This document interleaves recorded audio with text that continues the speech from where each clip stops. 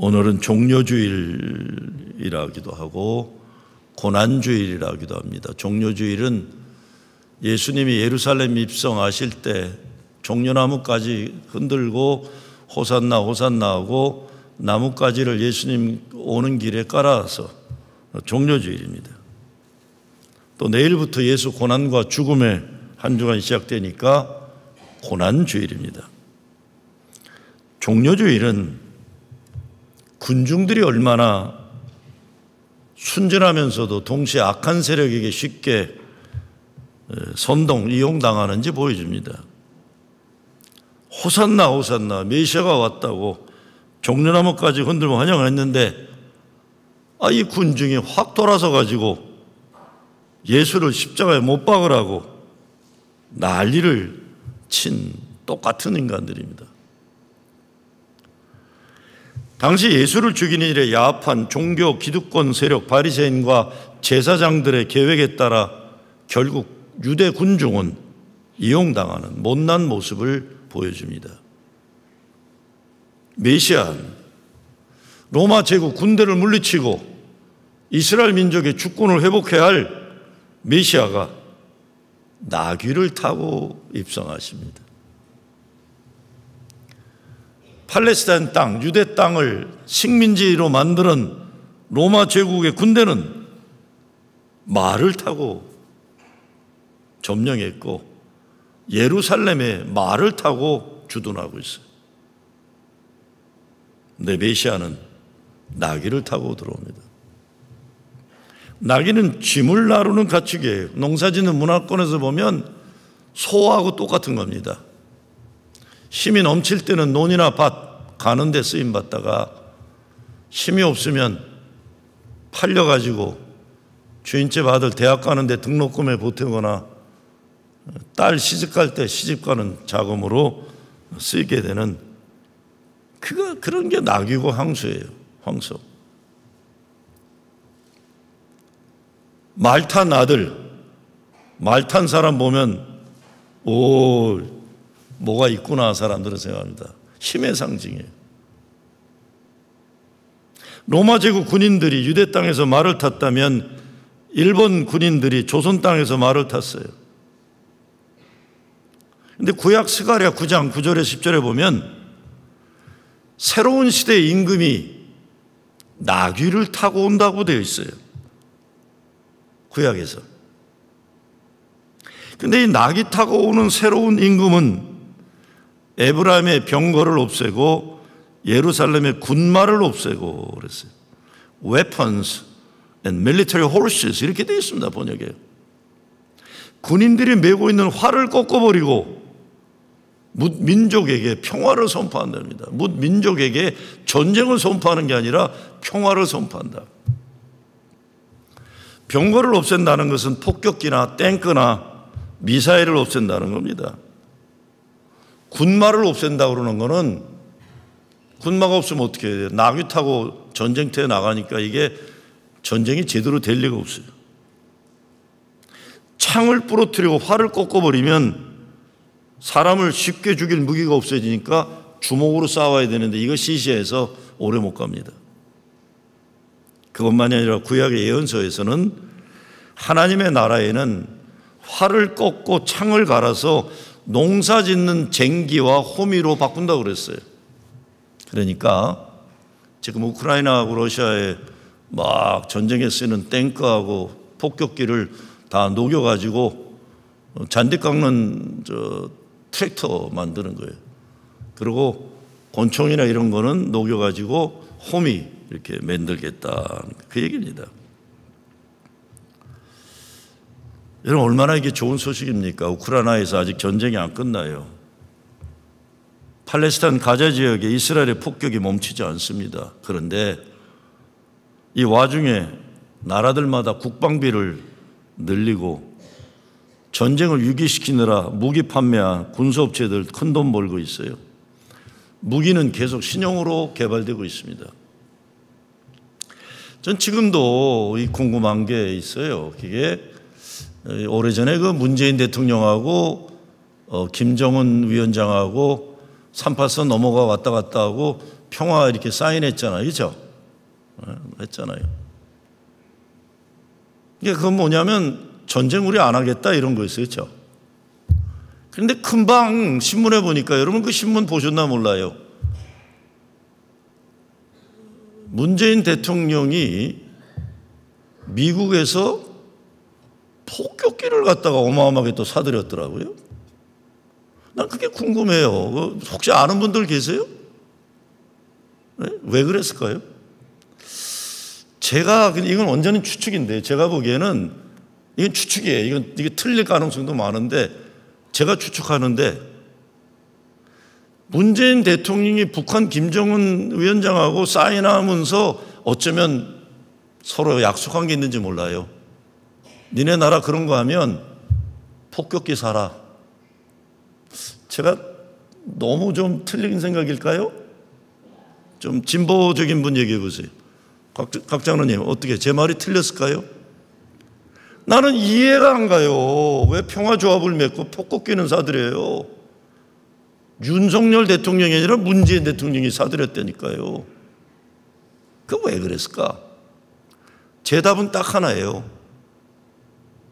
미국을 못 이깁니다, 아무도. 그리고 군사 기업을 이길 사람이 없습니다. 군사 기업을.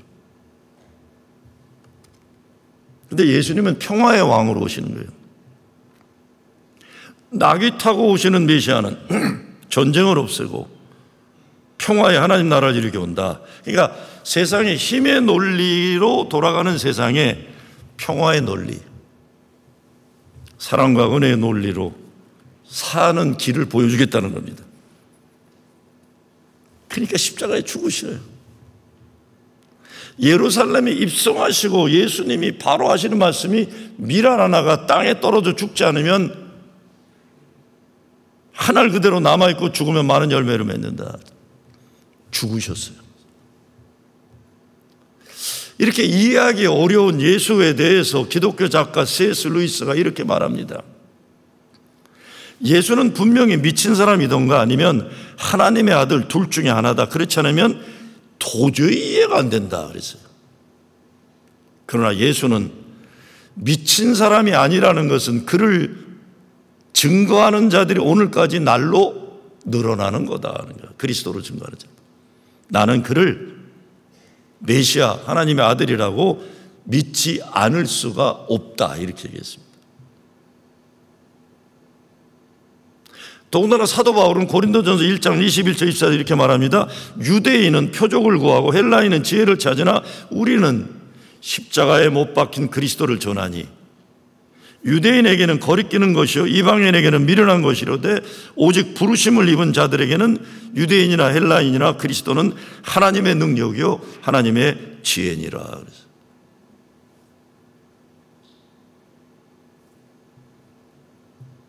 제가 진짜 처음으로 설교에서 윤석열 대통령 이름 얘기했어요. 근데 오늘 제가 한 설교를 듣고 우리 목사는 이제는 문재인 대통령은 공격하고 윤석열 대통령은 지지하나 절대 그런 얘기 아닙니다. 이거는 망상이에요. 저는 그 얘기 하려는 게 아니었어요. 그 얘기 하려는 게 아니에요. 나는 왜 전투기를 사들였냐 이 얘기 하려다 한 거예요. 그러니까 이제부터 또 뭐 변절했나. 난 변절할 것도 없고 한 적도 없고 아무것도 없어요. 그러니까 그렇게 착각하지 마세요. 그 얘기가 아닙니다. 얼마나 탱크 팔아먹고 폭격기 팔아먹는 나라가 무서운가를 얘기하는 겁니다.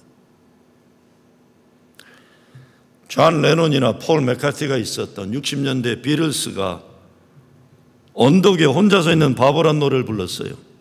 The Fool on the Hill. 가사 잘 들어보세요. 날이면 날마다 그는 언덕에 홀로 서 있다. 조금도 흔들림이 없이 서 있다. 그러나 아무도 그에 대해 관심이 없다. 다른 사람들에게 그는 오직 하나의 바보일 뿐. 그러나 언덕 위에 그 바보는 태양이 뜨고 지는 오면함과 지구가 돌고 있음을 놓치지 않고 확실히 본다. 아무도 그가 하는 말에 귀 기울여 하지 않지만 그는 계속 말하고 또 말한다. 아무도 태양이 뜨고 지고 세상이 돌고 도름에 무관심하지만 그는 오늘도 언덕 위에서 태양이 뜨고 지는 것과 지구가 돌고 있음을 말하고 또 말한다. 아니, 비틀즈가 도대체 지구가 뺑뺑 돈다는 거를 왜 이렇게 길게 노래를 불어요? 비틀즈가 하려고 하는 의도는 딴 게 아닙니다. 갈릴레오와 코페르니쿠스가 지구가 평평하지 않고 둥글다, 또 지구가 중심이 아니라 태양을 중심으로 돌고 있다는 지동설을 말할 때 과학자들이 저거 미쳤나 그랬어요. 쟤들 미쳤나. 로마 교황청은 이단이다 그랬어요.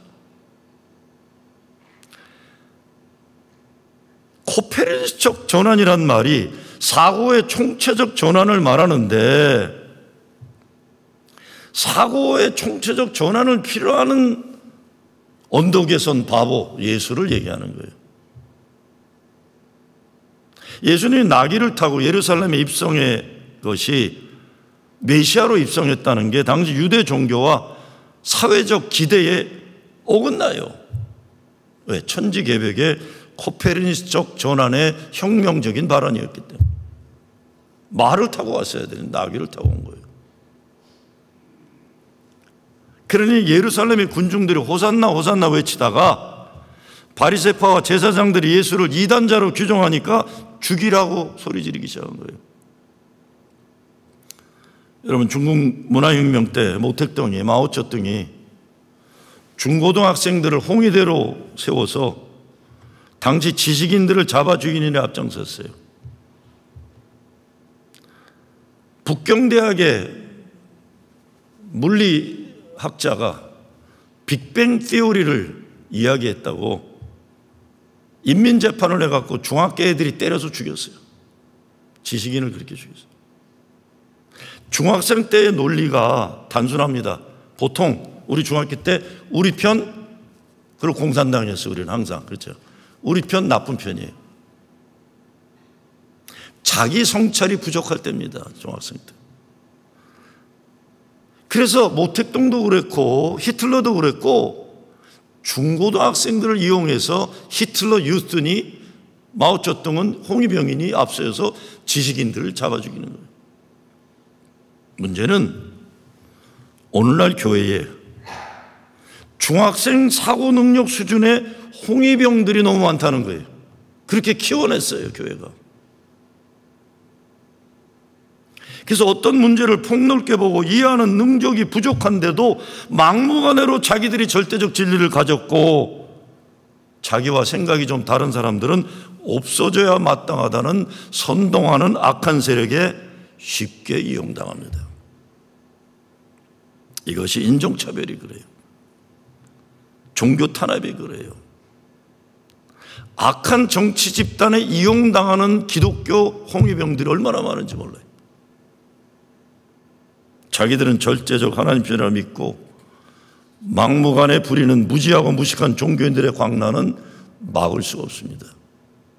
여러분, 웬만한 교회예요, 이런 홍위병 같은 못난 교인들이 난리치면 정신이 제대로 온 사람 교회 떠나요. 못 이기니까. 마찬가지로 미국이나 한국이나 애국이란 명분 아래 홍위병들을 앞장 세워가지고 못나고 못된 짓 하는 일들이 비일비재합니다. 공산당은 자기들에게 맹종하지 않으면 자본주의 추종자, 반동분자라고 해서 죽였어요. 영어로 쓴 책을 읽으면 문화혁명 때 다 잡아갔어요. 영어로 쓴 책. 소위 자유진영이라고 하는 동네에서는 빨갱이란 말 만들어서 자기 편 아니라고 여기면 함부로 죽였습니다. 여러분, 철원에 사신 분들 알죠? 제가 철원에 갔다 놀랐어요. 철원 사람들은 말을 잘 안 해요. 왜? 6.25 때 하루는 인민군이, 하루는 우리 남쪽의 군인들이 이렇게 죽이고 저렇게 죽이고, 인민군들 밥 해줬다고 이장 가족들 다 죽이고 연좌제로 다 죽이고, 또 우리 국군 밥 해줬다고 인민군들이라도 다 죽이고, 그리고 이명박이 아니 누구시죠? 이승만 대통령 때 철원은 아무도 출세할 길을 막아놨던 데가 철원. 왜? 요주의 인물들이 많이 사는데 왜? 믿으면 안 된다. 저로는. 이 비극의 땅이에요. 우리 조그만 땅덩어리에 이 비극이 얼마나 많은지 몰라요. 이런 비극들이. 불행하게도 교회라는 집단이 역사 속에서 이런 부끄러운 일에 홍위병 역할을 했고 지금도 하고 있습니다. 낙이 타고 예루살렘에 들어온 예수를 바리새파들은 예수를 뭐라고 합니까? 이단자다. 저 예수 빨갱이다 그런 거예요. 빨갱이. 오늘날로 말로 하면 안 되면 빨갱이야 무조건. 지들 마음대로 안 되면. 헤로드 왕은 예수를 이상한 바보다. 로마 총독 빌라도는 인생이 뭔지 모르는 딱한 인간 바보다.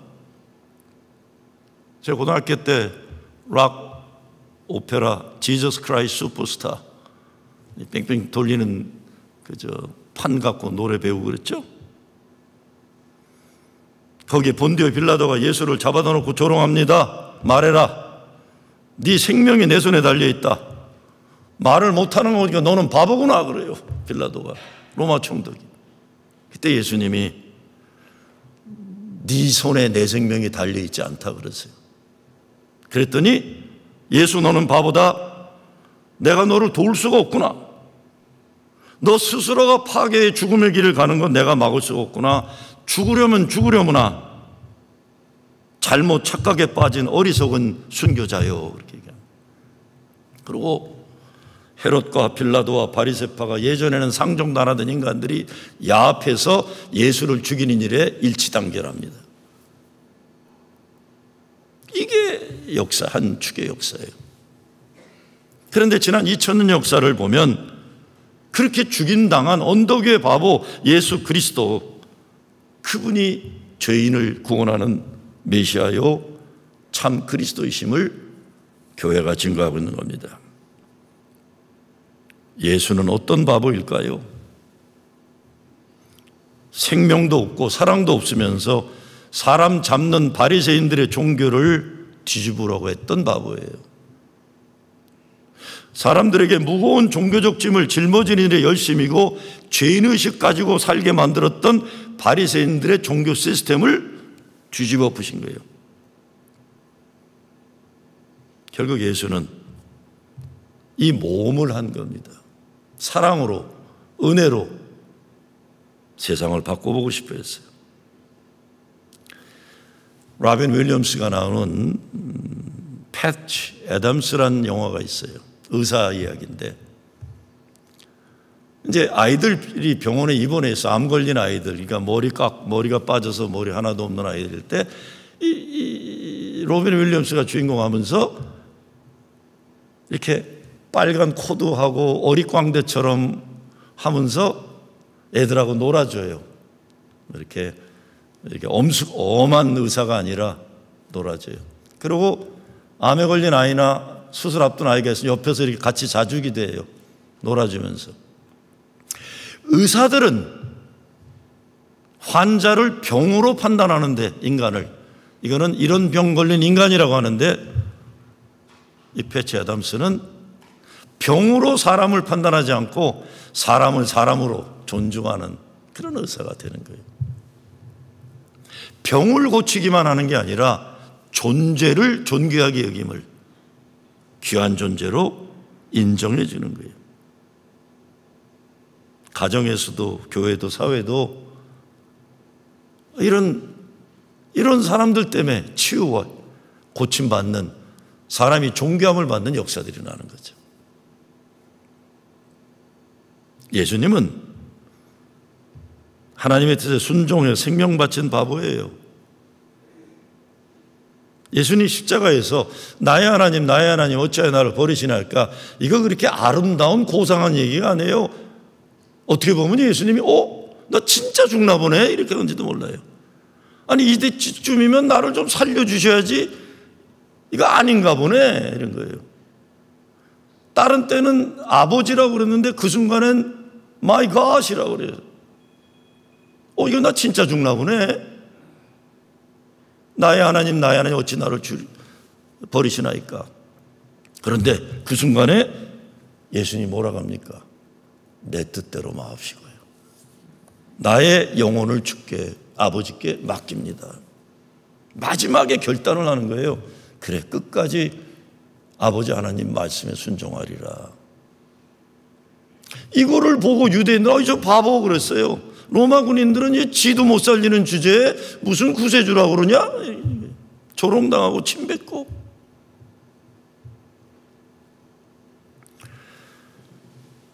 세르반테스가 돈키호테를 소설을 썼죠. 제가 대학교 3학년 때 진짜 거금을 들여가지고 세르반테스의 The Man of La Mancha 뮤지컬을 본 적이 있어요.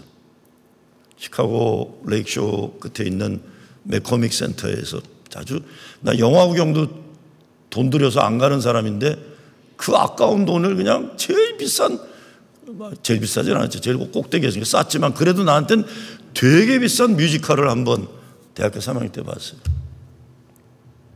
어떤 여자애 하나를 어떻게라도 좀 해보려고 이제 데리고 간 거예요. 근데 여자애가 날 거들떠도 안 봐요. 나는 아버지 돌아가신 지 얼마 되지도 않았지. 미래가 안 보이지. 그리고 뭐 지금은 진화해서 생긴 것도 멀쩡하고 그렇지만 그 당시에는 이 그냥 외모가 좀 쪼존했어요. 키도 작고. 그러니까 열등의식이 많은데, 아이고, 거기에서 돈키호테가 노래를 불러요. Dream, impossible dream. 꿈이요, 불가능한 나의 꿈이요. 아이고, 눈물이 어떻게 쏟아지는지. 그냥 이 여자애는 나한테 불가능한 꿈이구나, 이렇게 돼. 그 여자애가 지금 나하고 살고 있는 여자입니다. 이 돈키호테가 누구냐? 돌시네아라는 시골 여자를 공주로 생각해요. 공주. 그래갖고 풍차를 향해 달려갔다. 이 늙은, 돈키호테 늙은이에요. 그렇죠? 정신 나간 늙은이. 사람들이 저 돈키호테 정신 나간 늙은이라고 그래요. 근데 어떻게 됩니까? 이 돈키호테 때문에. 자기가 귀한 존재인지 몰랐던 돌시네아, 자기가 얼마나 귀한 존재인지 깨닫게 되는 거예요. 이 늙은 돈키호테 때문에. 이어령 선생님이 어느 책인지 기억은 안 나요. 이 시대의 젊은이들이요, to be or not to be, 이거냐 저거냐 쓸데없는 고민하는 햄릿이 되지 말고, 셰익스피어의 햄릿이 되지 말고 세르반테스의 돈키호테가 되라.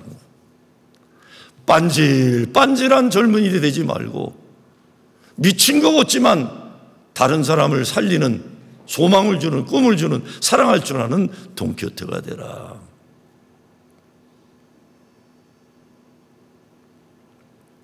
낙이 타신 예수님 얼마나 볼품없었겠어요. 그러니까 사람들이 쉽게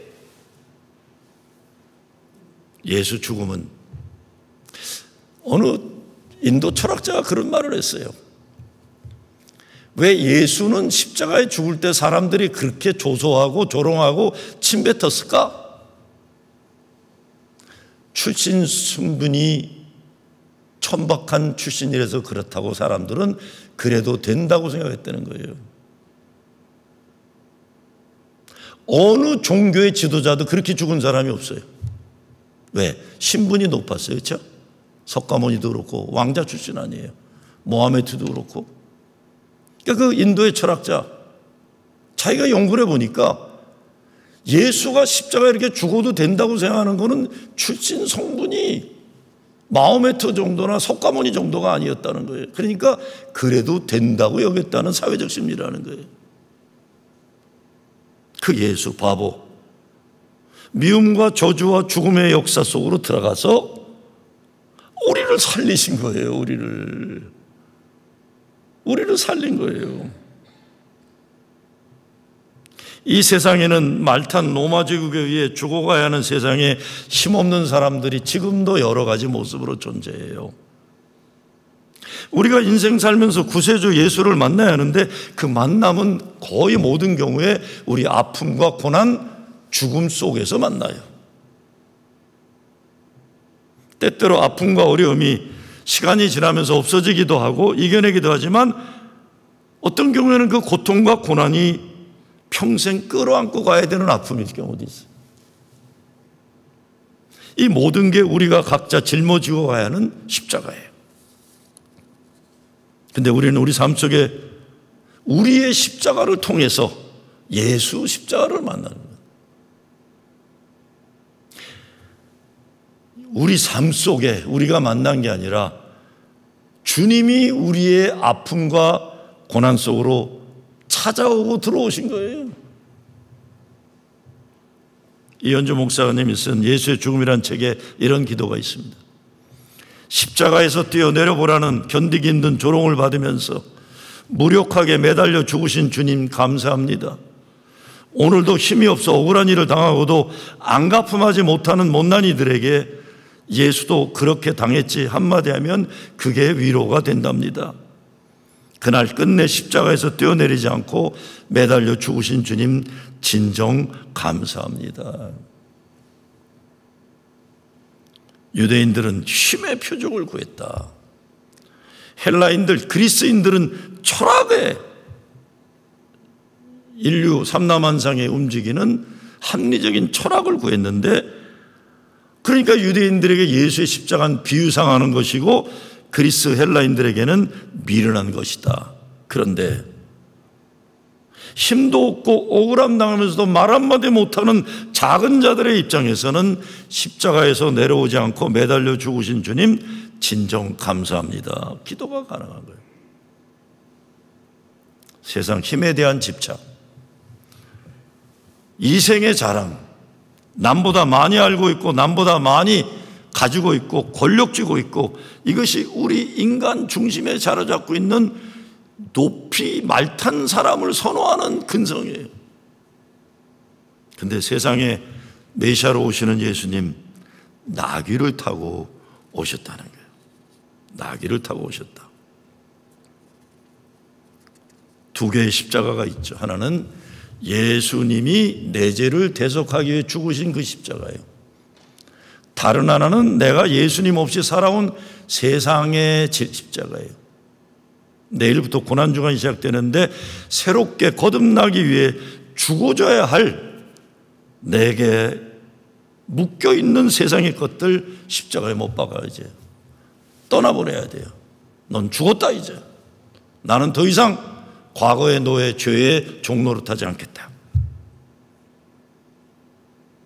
거듭나야 되죠. 오늘 나의 삶 속에서 예수님이 우리를 위하여 십자가에 못 박힌 사건이 어떤 모습으로 지금 존재하고 있는가? 어떻게 거듭날 수 있을까? 어떻게 십자가 외에 다른 것을 자랑할 것이 없다고 외쳤던 초대교회 교인들처럼 우리도 이런 담대한 신앙 고백을 할 수 있을까 하는 거죠. 나귀 타고 오시는 메시아. 바울이 그러죠. 하나님의 미련함은 세상의 어떤 지혜보다 크시고 우리를 살리는 구원의 능력이라고 그랬어요. 우리를 죽기까지 사랑하신 하나님, 그 사랑. 또 나귀 타고 오신 예수의 가르침과 삶. 죽음 가운데서 우리는 어떻게 살아야 할지. 길이요 진리요 생명 되시는 주님을 만나는 여러분 되시길 주의 이름으로 축원합니다.